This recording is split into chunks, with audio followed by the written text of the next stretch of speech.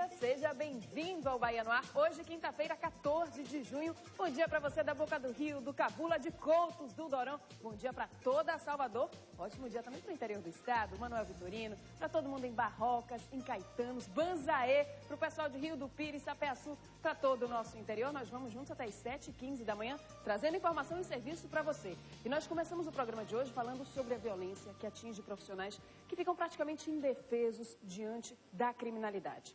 Os taxistas. Ali dentro do carro, anunciado o assalto, não tem nada para ser feito. Do lado de fora é difícil alguém perceber a ação criminosa. Eles estão com medo. Para muitos deles, ser taxista é conviver com o perigo. Difícil é encontrar quem não tenha sido assaltado. Seu Marcos é uma dessas exceções. Mesmo assim, ele se sente cada dia mais inseguro. Às vezes, nem todos os passageiros a gente pega com dá com a mão. Olha, analisa e vai. Às vezes não é nenhum ladrão, a gente evita. Segundo o Sindicato dos Taxistas, a média na capital é de 8 assaltos por dia. Os locais mais perigosos são Vasco da Gama, Nordeste de Amaralina, Liberdade e os bairros do subúrbio ferroviário. Mas o perigo está em toda a Bahia e a abordagem é cada vez mais violenta.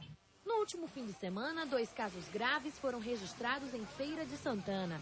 No primeiro deles, o taxista José Garibaldi França foi esfaqueado depois de reagir a um assalto.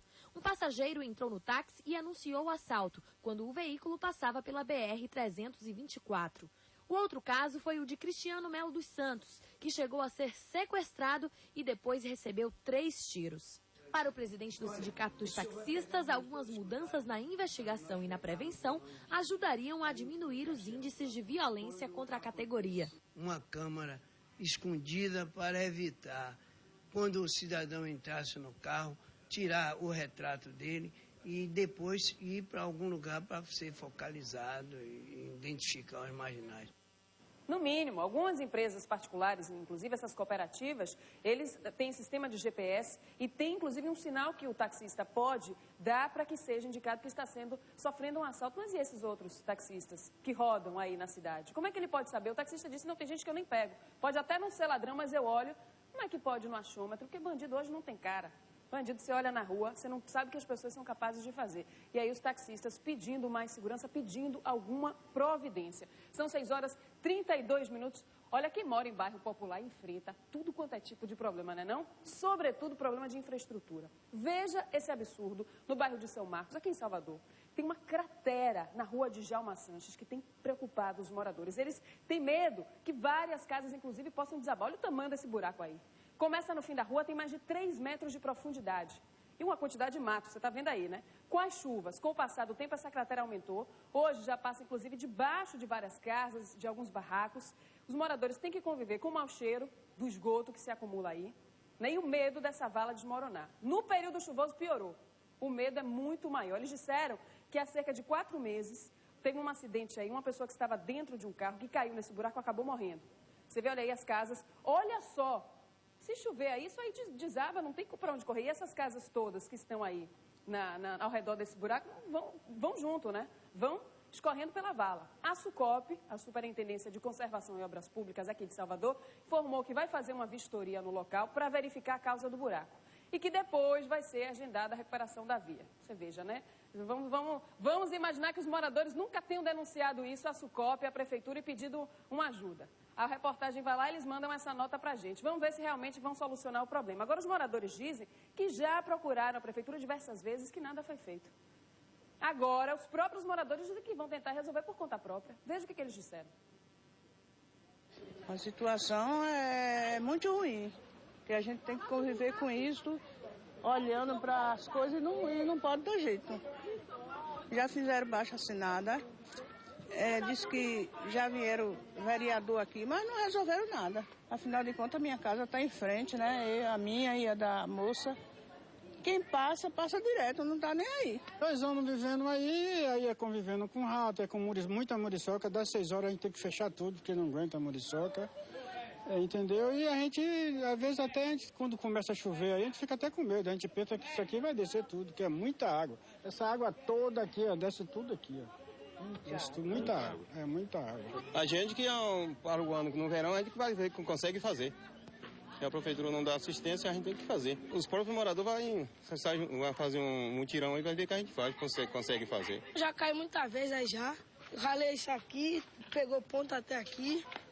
Tem um problema. Tive que fazer até exame para ver se tava com rato, lectospirose. E sempre quando a bola cai aí, tem menino que desce aí não sabendo o risco que causa.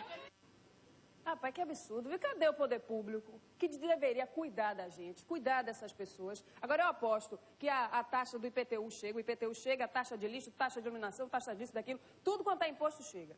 Todas as pessoas pagam. Agora, na hora que precisam, na hora que ligam, não, a gente vai mandar uma vistoria, a gente vai agendar essa obra. E fica aí, ó, anos a fio, as crianças caindo, né, as pessoas se acidentando e o risco iminente dessas casas desabarem. Olha aí, olha o tamanho dessa vala, a quantidade de lixo que se acumula, o esgoto, o mau cheiro. Será que essas pessoas têm mesmo que conviver com isso, minha gente? É isso que a gente merece? Viver nessa imundície, nessa situação, nesse risco iminente? Né, da própria vida, de perder a própria vida, das crianças aí se acidentando, como o menininho contou.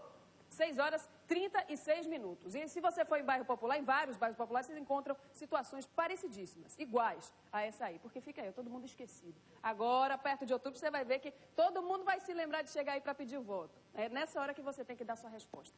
São 6h36, vamos saber como é que fica o tempo hoje. No estado, nós temos as imagens ao vivo da Torre da Record Bahia. Este é o dia amanhecendo em Salvador, que hoje vai ter sol, alternando com pancadas de chuva rápidas e isoladas. A máxima aqui chega aos 29 graus. No nordeste do estado, previsão de sol com algumas nuvens, mas não chove. Em Ribeira do Pombal, você de Ribeira do Pombal tem temperatura hoje variando entre 21 e 30 graus. No sul do estado, o sol aparece com muitas nuvens, a previsão é de chuva a qualquer hora. Em Ubaitaba, a mínima cai para 20 graus. Vamos à tábua das marés, aqui em Salvador, maré alta por volta de 12h30, baixa às 6h40 da tarde, né? E novamente alta por volta de 1h da manhã.